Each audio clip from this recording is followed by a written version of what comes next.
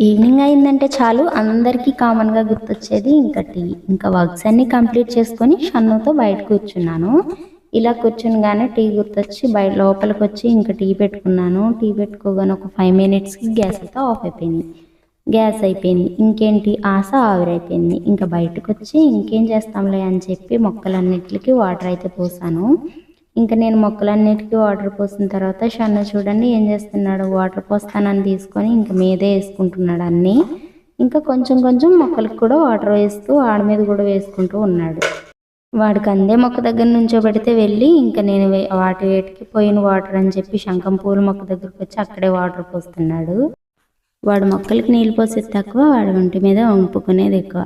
ఇంకా చూస్తూనే ఉన్నాను, నేను వీడియో తీస్తున్నానని చెప్పి ఇంకా వాటర్ మీద అయితే వంపుకుంటున్నాడు. ఇంకా ఇవన్నీ పక్కన పెడితే ఉగాది ఎప్పుడు వస్తుందా అని వెయిట్ చేస్తున్నా. ఎందుకు అనుకుంటున్నారా, ఇంకా బయట ఇలా తిరుగుతూ ఉంటే మామిడి చెట్టు కనిపించింది మాది.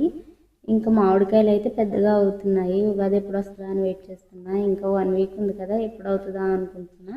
ఇంకా ఫస్ట్ మామిడికే ఉగాదికే కదా తింటారు. మీరైతే ఎలా తింటారు? మేమైతే ఫస్ట్ మామిడికే ఉగాదికే వస్తాం, ఉగాది పచ్చడిలోకి. సో ఈవినింగ్ రొటీన్ ఇలా సాగింది. వీలుంటే సబ్స్క్రైబ్ చేసుకోండి. ఉంటాను, బాయ్.